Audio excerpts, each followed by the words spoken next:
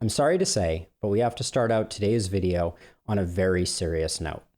The Oxford English Dictionary defines a goatee as a small pointed beard grown exclusively on the chin. I'm going to summon my nemesis, Editor Alden, to make this extremely clear with a quick graphic. I'll wait. As you can see from the graphic, the beard zone is divided into a red hatched area that is the goatee zone and a blue hatched area that is the full beard zone due to the presence of hair on the cheeks. I hope this makes it abundantly clear that all goatees are beards, but not all beards are goatees. Honestly, it's a miracle that we made it through our first two videos without a Venn diagram. But here we are, episode number 3, and we are fully utilizing a Venn diagram to put to rest once and for all that I am well within my rights to refer to my facial hair as a goatee or a beard. Thank you for coming to my TED Talk.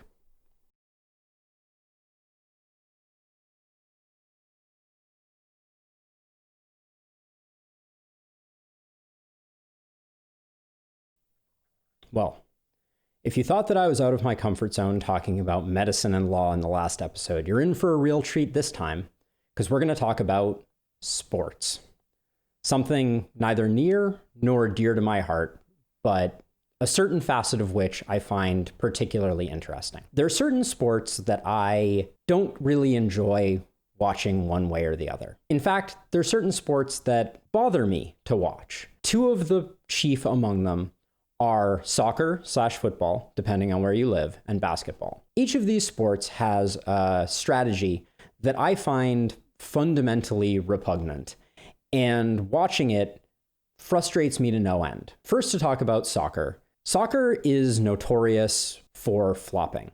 For those who aren't familiar, flopping is the act of a soccer player falling over when there was no apparent contact or injury, in hopes that a ref will catch it out of the corner of their eye or their view will be obstructed and will be forced to call foul where there was no foul. This strategy is often used to gain advantage, to gain penalties on the opposing team, and it's a strategy that's employed by some players more than others, and the players who employ it are often reviled. The second example is basketball. And every game of basketball that I've ever watched that was particularly close ended with the same song and dance. The trailing team would intentionally foul the opposing team in order to pause the clock at strategic moments in order to hopefully gain advantage and gain an opportunity to catch up. Both of these examples have one thing in common that I think is at the root of my dislike for them. And that is that when I think of competition in its purest form, I think of player versus player or team versus team. I believe that the winner should be the team that plays better, who exemplifies the values of the sport and wins. Yet each of these examples, there are additional confounding variables that are introduced. Specifically, it's the rules of the game and the adjudicators of those rules. In this example, when you think of basketball, we're really talking about players versus the rule book. And the players and the captains/coaches are attempting to gain advantage by utilizing rules to their advantage in ways that they were not necessarily meant to be utilized. In the case of soccer, we're talking about a slightly different dynamic, because in this case, it's really player versus referee, and trying to manipulate and trick referees into making calls that don't necessarily represent reality. In both of these cases, the pure form of competition is a bit lost. I think the reason that I find these formations and these structures and these strategies so frustrating is because my competitive sports career has been spent playing Ultimate. I've been playing Ultimate since 2000. I've been a keychain carrying member of the Ultimate Players Association ever since. Well, I guess only while I was in college, but nonetheless, I kept the keychain. Go figure. And Ultimate Frisbee has a very different philosophy when it comes to the way in which games are adjudicated and the rules are maintained within that competitive environment. That framework is called the spirit of the game. And to show you how serious we are about the spirit of the game, here's a disc that we printed the spirit of the game on. I'm back. Did you miss me? So when I was editing this, I realized that the spirit of the game, for how awesome I think it is, really got short shrift in this video. So I want to take a moment to really dig into what is at the core of the spirit of the game. I found a bunch of different versions when I was looking online, so we're going to stick to the one that I grew up with that happens to be printed on a Frisbee, which means that it's definitely the authority. Ultimate relies on a spirit of sportsmanship which places the responsibility for fair play on the individual. Highly competitive play is encouraged, but never at the expense of the bond of mutual respect between players, and never with an intention to abuse the agreed-upon rules of the game or destroy the pure joy of play. Actions that go against these basic principles may hasten the day when players no longer control the game. Playing by the spirit of the game will help Ultimate remain a sport where each one of us is free to decide for themselves what fair play means to him or her. Remember, no set of rules can replace players' respect for one another and the spirit of the game.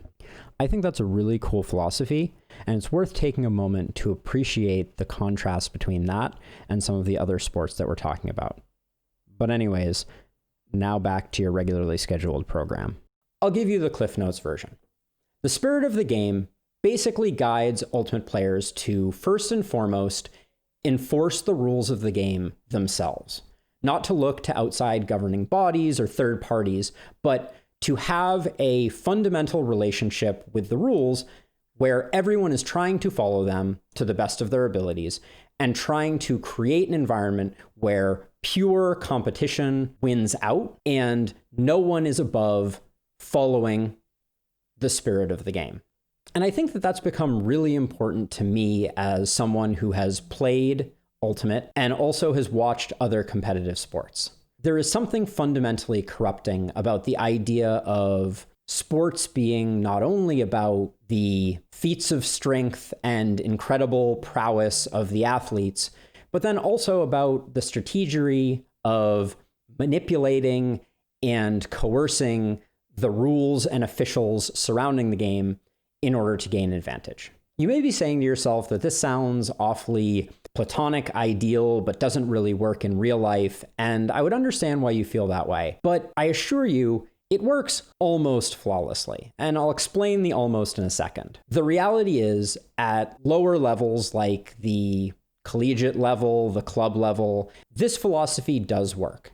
And the philosophy is augmented by a set of rules that recognize perception is a flawed beast. What we think we see is not necessarily what someone else thinks that they saw, and coming to a mutual agreement about that reality can be very difficult. The creators of Ultimate understood that and created affordances within the rules to recognize that every decision related to the rules may not always be agreed upon by everyone involved. A simple example of this is if one person is attempting to throw the Frisbee and their defender hacks their arm mid-throw, the thrower can call a foul. Normally, if the foul was particularly egregious, the defender would be expected to acknowledge their mistake, and there are a set of rules that would govern how the disc is returned to the thrower and then play commences.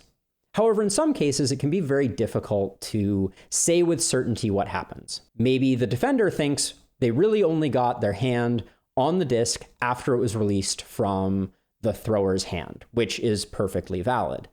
In that case, the defender has the option to contest the foul. And at that point, rather than this going to some long drawn-out process, there is a second set of rules for a contested foul that have a different way to resume the game in an orderly fashion. That's the basis of how a lot of Ultimate works. You have a group of players, and the players directly involved in any infraction in the rules are the ones adjudicating the decision around how play commences, and they have a set of rules that govern what happens when everyone agrees and what happens when everyone doesn't necessarily agree. But in both cases, you move forward quickly. As play gets to higher levels, the importance of some of these decisions becomes more immediate and more essential, as you can imagine. As a result, there have been affordances created down the road that were almost unheard of back in 2000 when I was playing Ultimate, that are designed to help out players with issues of perspective. The primary ones are what are called observers. And observers are people on the field who are attempting to see as clearly as possible the play that is going on, who can be consulted when not everyone involved saw everything that was going on. So an example of when an observer might be brought in is when someone is going to catch a disc and it's unclear if they were standing in or out of bounds at the moment that they caught the disc. An observer could be consulted, and the observer could have been paying close attention to the person's feet and be able to confirm where the person is. The critical aspect here is that the observer is not in a position to actually make a ruling. They are not what is called an empowered observer or an empowered officiant. Their job is to report reality as they saw it in order to enable the players to make the best decision that they possibly can. This system works most of the way up the ultimate food chain to even the most competitive, non-professional levels. As you can imagine, at the professional level, things break down a bit more. And the reality is that in the world of professional Ultimate, there are empowered officiants. And their jobs are to actually make decisions about specific plays, fouls, and things like that. It departs a little bit from the version of Ultimate that I know and hold so dearly, but I do understand how in some ways competition at its highest levels can corrupt ideals like the spirit of the game.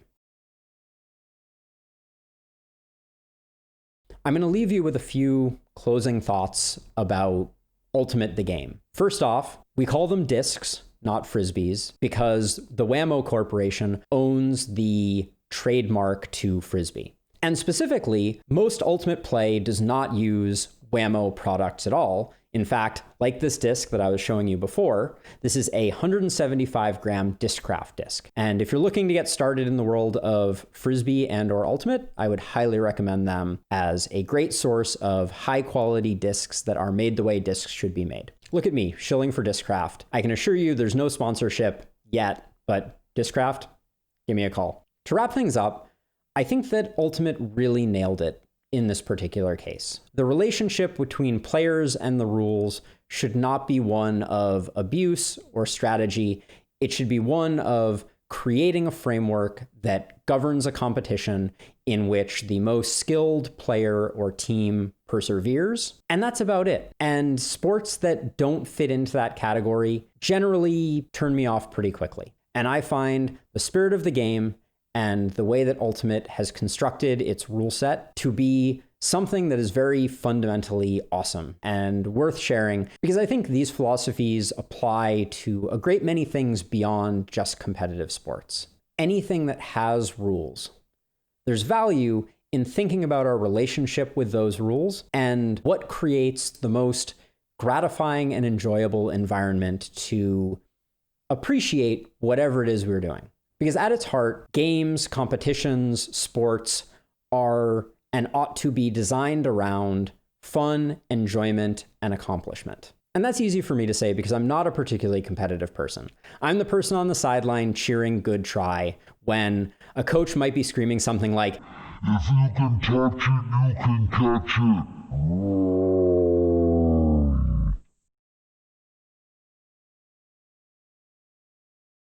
So I hope you found this kind of interesting. I want to occasionally make these short form videos about things that maybe a lot of people aren't familiar with. Thank you for joining me on this brief exploration of what I think makes Ultimate a special sport. And I'll see you in the next one.